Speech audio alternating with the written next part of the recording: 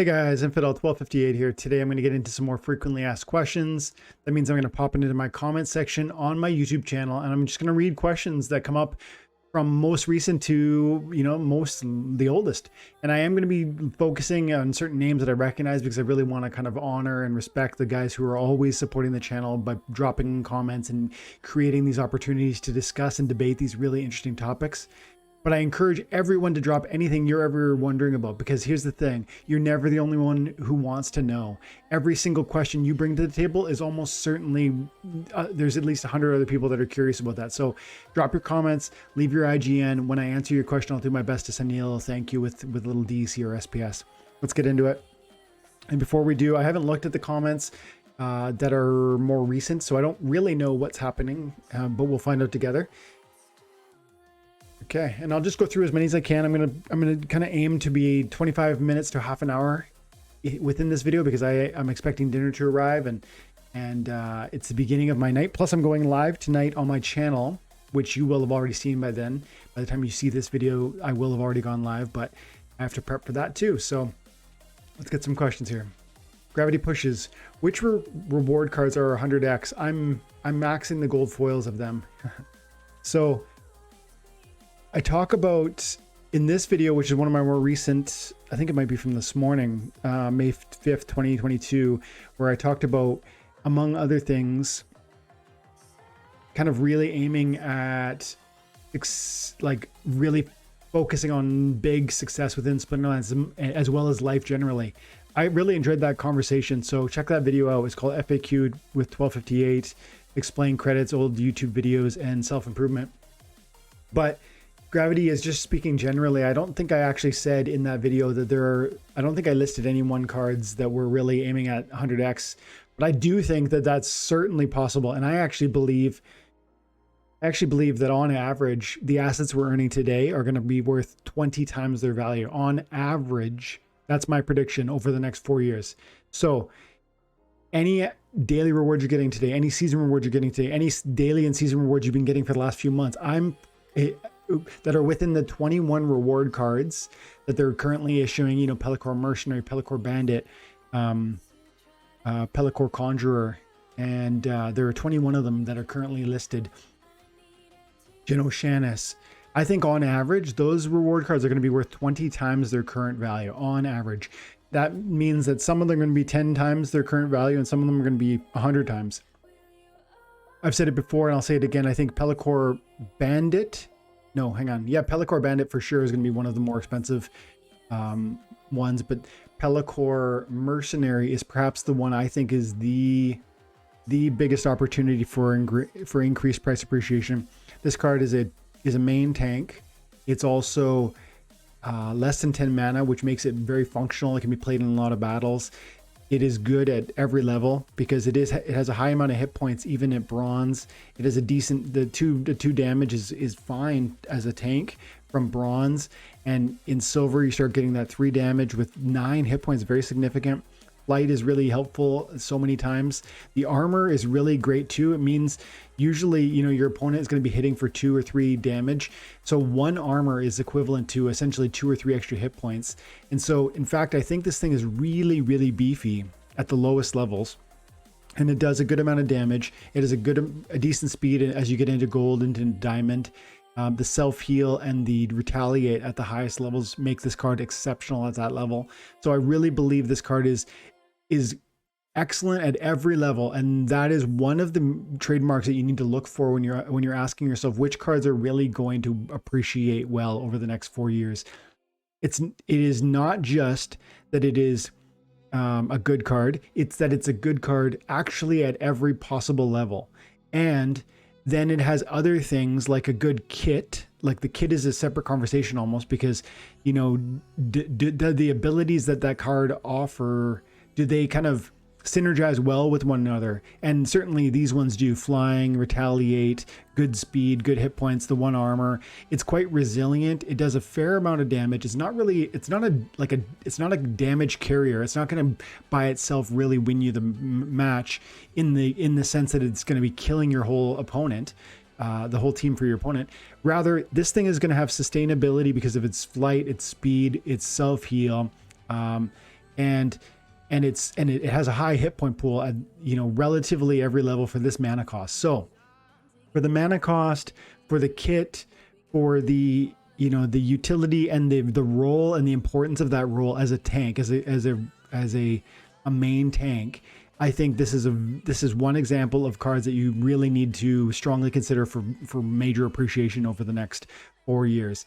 And I really think on a 4-year timeline, you're talking about exploring the next bull cycle within cryptocurrency, and that would be a window of time where by this point, by even 6 months from now, maybe a year from now, this thing will be sold out, and you'll see price appreciation even then, because once it's no longer in circulation, there's a supply demand crunch that begins, and so even then I would expect to see a gradual and marked price appreciation on cards that are of this caliber. And I can include the bandit in there, the deceiver in there, the lion in there. These are all the lion, the deceiver, and the mercenary are all tanks. The lion is not as good, but it's still good, and it has neutral capability, so therefore it has extra functionality because it's not just in one splinter, and it is good.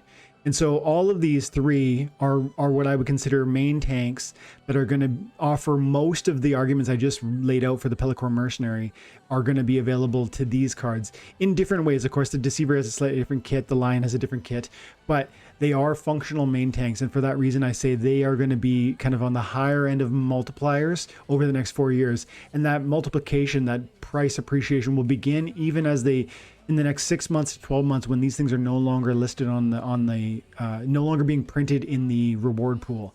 And that'll be that first moment where the prices start to grow, but it won't just suddenly blow up. What usually happens is toward the end of the price, toward the end of their circulating supply being issued, what you'll see is people in the know will actually understand and recognize that they're about to go out of print. And people like me will buy a few hundred copies of it. And that's when you'll see the online stock, which is quite high right now, 30,000 copies of the Pellicore Mercenary, will start to pull down. Right now, there's a ton of selling pressure, and there's no end in sight for when it'll be printed. So there's no FOMO occurring around these cards, but there will be toward the end of that print cycle. And that would be when I would start to expect to see the price move ticking up into maybe the 5 to 10 cent range. And then and I think that's pretty conservative. But then I think over the next 4 years, as not just they go out of print, but actually as they get pushed together, copies get burnt so that you can grow the power of your particular copy. That's going to be that moment where the supply shrinks even more, and that demand is going to continue growing because I believe the player base is going to continue growing. So that's the recipe, that's the reason, and these are some of the cards. In fact, these four I feel very strongly about.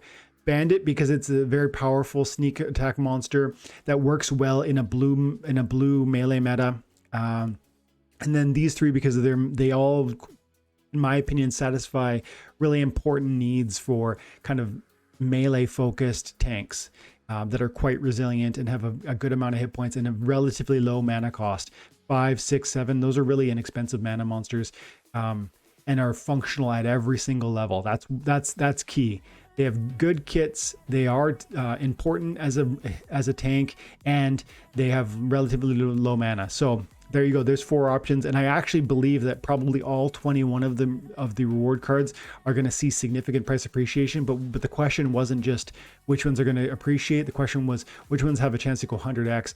I actually feel very strongly that these ones do, and 100x is quite unique. I wouldn't say all 4 of them are going to go 100x. I say on average 20x for these reward cards over the next 4 years, and I believe that that's reasonable and conservative. But I think Pellicore Mercenary, if I had to pick one card to say that could shoot for 100x, I think that could be this card right here. And I really strongly feel this card compares to the Golem, and the Flesh Golem, of course, is $4.26 per BCX. And this used to be, I think I used to buy and sell this for about 6 cents each. So, that's not quite 100x, is it? 6 cents would be, 100x would be $6. But I remember when this card was selling for $10 or $15 per BCX in kind of the October, November of 2021, when there was a lot of excitement around this game. And so my prediction is that in moments of great excitement, which will wax and wane because people are fickle, and there'll be excitement at certain moments and there'll be kind of calmer periods at others, we will see Pellicore Mercenary reach 100x. And it might be 4 years away, it might be 5.